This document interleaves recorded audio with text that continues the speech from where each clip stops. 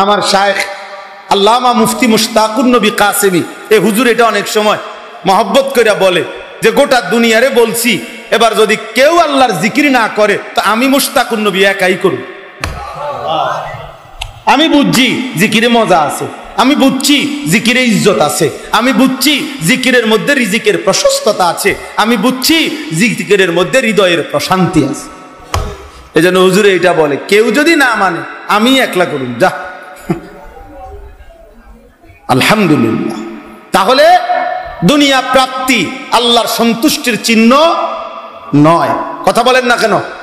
দুনিয়া প্রাপ্তি মানে দুনিয়া পাওয়া, 1012 দুনিয়ার সব পাওয়া আল্লাহর সন্তুষ্টির চিহ্ন নয়। বলেন আল্লাহর সন্তুষ্টির চিহ্ন নয়, নয়, নয়, নয়। তাহলে আল্লাহর সন্তুষ্টি কিসে? এবার আল্লাহ বলেন 4 জিনিসে আমার সন্তুষ্টি। কয় জিনিসে? 1, ইন্নাল্লাযীনা হুম মিন খাশিয়াতি রাব্বিহিম মুশফিকুন। 1 নম্বর, অন্তরে যাদের আল্লাহর ভয়ে কাঁপতে থাকে, আল্লাহর ভয় যাদের অন্তরে, আল্লাহ তাআলা বলেন আমি তাদের প্রতি সন্তুষ্ট। হৃদয়ে যার আল্লাহর ভয়, হৃদয়ে যার কার ভয়? রবের ভয়, রবের ভয়। আমার মালিক কি বলবে, আমার আল্লাহ কি বলবে, আমার মালিক কি বলবে। হাদিসের মধ্যে আছে এক সাহাবী আবু মাসউদ আনসারী রাদিয়াল্লাহু তাআলা আনহু, উনি একদিন উনার কৃতদাস গোলামকে কোন একটা ভুলের কারণে খুব ধমকাইতেছিলেন। তো ধমকাইতে গিয়া উনি, ভুলটা তো মারাত্মক না অথচ ধমকাইতেছিলেন খুব বেশি, নবীজি এটা খেয়াল করছেন।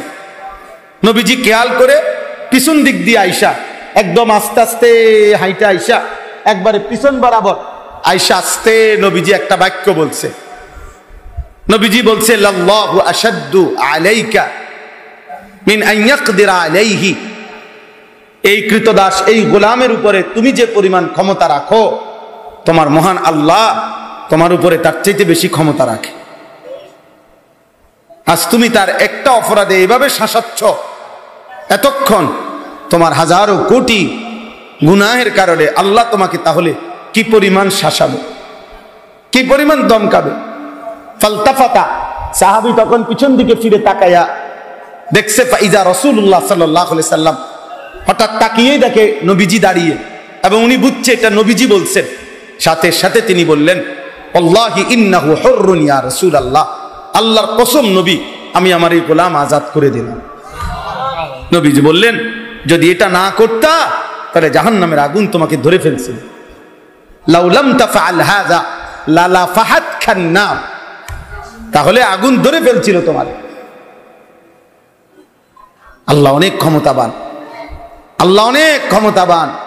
দোস্ত, দুনিয়া একটু ছাড় দিছে, আল্লাহ তাআলার ভয় হৃদয়ে থাকা, ওনার কলিজার মধ্যে তৎক্ষণাৎ আল্লাহর ভয় তৈরি হয়েছে, সাথে সাথে গোলাম আজাদ করে দিয়েছে। আপনারা অনেকেই বয়স্ক বাবারা তো জানেনই, একজন বিশ্ববিখ্যাত আল্লাহর ওলি ছিলেন হযরত ইব্রাহিম ইবনে আদহাম রাহমাতুল্লাহি আলাইহি। বলখের বাদশা বলতো যাকে, যিনি ছিলেন বাদশাহ, যিনি ছিলেন অনেক বড় ক্ষমতাশালী বাদশাহ। তো এই বাদশার বাড়িতে একজন কৃতদাসী, একজন দাসী মহিলা কাজ করত। তো বাদশার বিছানাটা নরম মখমলের তুলতুলে বিছানা, যেই বিছনায় বাদশাহ ঘুমাইতো, এই বিছানাটা ওই দাসীটা প্রতিদিন ঝাড়ু দেওয়া, এটা পরিপাটি করে রাখা ছিল এই দাসীর দায়িত্ব। তো একদিন এই দাসীটা বিছনাটা খুব সুন্দর করে মখমলের তুলতুলে নরম, বাদশাহ ঘুমাবে এখানে, বলখের বাদশাহ, তো এটাকে সুন্দর করে সাজাইছে। সাজাইবার পরে যখন এই বিছনাটা সাজাইয়া হঠাৎ এই দাসীর একটু মন চাইছে আর কি নিজে নিজে, যে রে আজকে এত বছর বাদশার বিছনাটা তো আমি পরিপাটি করি, এমন নরম, 2 মিনিট 1 মিনিট করে দূর শুইয়া চাই, কেরুম লাগে, কোনোদিন তো শুইয়া দেখলাম না। তো সে একটু কাইত হইয়া বাচ্চার বিছনায় শুইয়া গেছে। যেহেতু এখন কেউ নাই এখন ঘরে, ঠিক ঘটনা চক্রে ওই মুহূর্তেই বাদশাহ এসে ঘরে ঢুকছে। আর এই 2 মিনিটের ঘুমেই এরম নরম বিছনা জীবনে কোনোদিন দাসী দেখে নাই। এই শুইয়াই বা দাসীর ঘুম চলে আসছে, চোখ বন্ধ হয়ে গেছে। বাদশাহ আইসা দেখে ওনার দামি বাদশার বিছনায় দাসী পড়ে আছে, শুয়ে আছে। বাদশাহ সাথে সাথে চাবুক বের করে 5 থেকে 7টা বা 10টা চাবুকের আঘাত এই দাসীর গায়ের মধ্যে অনবরত মারছে। দাসী চিৎকার করে লাফ দিয়া উঠা চিল্লাইয়া কাঁদা উঠছে ব্যথায়, চাবুকের আঘাতে। তো যখন চোখের পানি পড়ছে, তো এরপরে দাসী বাদশার দিকে তাকাইয়া কে এখানে একটু মুস্কি হাসি দিছে, আবার কাঁদতে শুরু করছে। তখন বাদশাহ ইব্রাহিম ইবনে আদহাম জিজ্ঞাসা করছে, ওনার রাগ থাইমা গেছে। উনি বলছে, দাসী তুই হাসলি কেন, কাঁদতেছত কেন? এটা তো বুঝছি চাবুকের আঘাতে ব্যথা পাইছত দেখে কাঁদস, তা হাসলি কেন ফাঁকি দিয়া, মুচকি হাসি দিলি কেন? কিতাবে আমরা পড়ছি, বয়ানও শুনছি, আওলাদে রসুল সৈয়দ আব্দুল মজিদ নদীম সাহেবের বয়ানে আমি শুনছি। তখন ওই দাসী বলছে, বাদশাহ আপনার দিকে একটা নজর তাকাইলাম, আর মনে মনে এই কথা মনে করে হাসি দিলাম যে হায়, মাত্র 5 মিনিট এই নরম মখমলের বিছানায় ঘুমাইলে যদি এতগুলো বেতের আঘাত সইতে হয়, যে বাদশাহ আজকে বছরের পর বছর এই বিছানায় ঘুমায়, সে জানি তার মালিকের কাছে কত বেতের আঘাত সইল।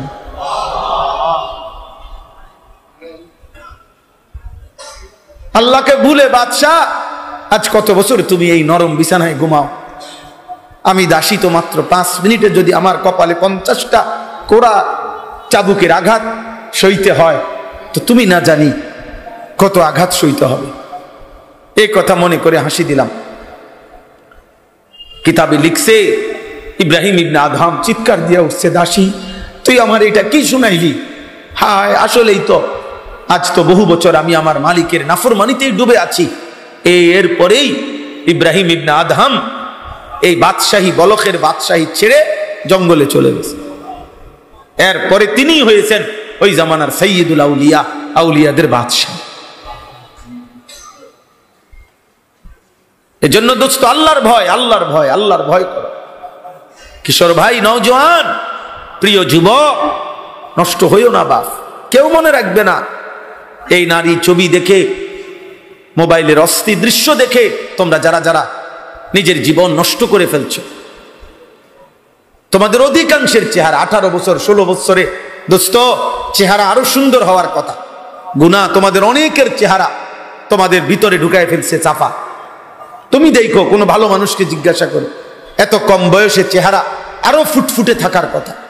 এই অসভ্য ছবি, অশ্লীল দৃশ্য, নারীর তোমার হারাম কল্পনা, নিজেদের হারাম বীর্যপাত, নিজের হাত নিজের লজ্জাস্থানে নাপাক ব্যবহার, এই সব কিছু তোমাদেরকে ধীরে ধীরে চেহারা বিকৃত করছে। আল্লাহকে ভয় করো, আল্লাহকে ভয় করো, আল্লাহকে ভয় করো, আল্লাহকে ভয় করো। গুনায় গুনায় পৃথিবী শেষ, জীবন শেষ হয়ে গেলে পৃথিবী তোমার মনে রাখবে না। আজ এই পৃথিবীতে কোনো কুত্তার নামও ফেরাউন নাই, ফেরাউনের নামে কোনো কুত্তার নামও নাই, নমরুদের নামে কোনো কুত্তার নামও নাই, কারুনের নামে কোনো কুত্তার নামও নাই, আবু জাহেলের নামে কোনো কুত্তার নামও নাই। কিন্তু আবু বকর নামে লাখো মানুষ আছে, ওমর নামে লাখো মানুষ আছে, ওসমান নামে লাখো মানুষ আছে, আলী নামে লাখো মানুষ আছে, মুহাম্মদ নামে কোটি কোটি মানুষ আছে, আছে না? ইন্না শানিআকা হুয়াল আবতার। আল্লাহ বলছে, বন্ধু আপনারা যারা কুৎসা করে, নিন্দা করে, ঠাট্টা করে, তিরস্কার করে, তুচ্ছ-তাচ্ছিল্য করে, আমি আল্লাহ ওয়াদা দিলাম অচিরে তারাই হয়ে যাবে নির্বংশ, বংশহীন, পরিচয়হীন। আজ আবু জেহেল, আবু লাহাবের কোনো পরিচয়, বংশ কিচ্ছু নাই। মুহাম্মদে আরবির বংশ টিকেই আছে, কিয়ামত পর্যন্ত টিকেই থাকবে। আল্লাহ কবুল করে নেন। 2 নাম্বার, ওয়াল্লাযীনা হুম বিআয়াতি রাব্বিহিম ইউমিনুন। আল্লাহ তাআলা বলেন, যারা আমার আয়াত, আমার কোরআন, আমার বিধানকে শতভাগ মনোযোগ দিয়ে মেনে নিচ্ছে, সমস্ত আয়াত, আমার বিধান, আমার হুকুম আহকামকে যে মেনে নিচ্ছে, ঈমান রাখে সর্বান্তকরণে, আল্লাহ বলেন আমি তার প্রতি সন্তুষ্ট। এজন্য পুরা জীবন ইসলামের উপরে চলা, নবীজির তরিকার উপরে চলা, একটা একটা সুন্নত মেনে চলা, একটা একটা। দোস্ত, জোয়ান ভাই, বয়স্ক বাবা, আমি আপনি সবাই, আমরা হুজুর পাবলিক, মাদ্রাসায় পড়েন আর স্কুলে পড়েন, কিচ্ছু না পড়েন, মনে রাখবেন মুসলমানের জীবনই সুন্নাতওয়ালা জীবন হবে। মুসলমান মানেই নবীজির সুন্নাত অনুসরণ করবে। জীবন মানেই সুন্নাত, সুন্নাত মানেই জীবন, হায়াত মানেই সুন্নাত, সুন্নাত মানেই হায়াত। অর্থাৎ মুসলমানের জীবন সুন্নাতের ব্যতিক্রম হইলে ওইটা আখিরাতে গ্রহণযোগ্য হয় না, আল্লাহর কাছে গ্রহণযোগ্য হয় না। আমাদের হাসি কান্না, আনন্দ বেদনা, আমাদের আহার নিদ্রা, আমাদের চুল চেহারা, আমাদের খাদ্য খাবার, পেশাব পায়খানা, আমাদের বাজার ব্যবসা, সব কিছু হতে হবে নবীজির সুন্নাত মোতাবেক। কার সুন্নাত মোতাবেক? নবীজির সুন্নাত মোতাবেক।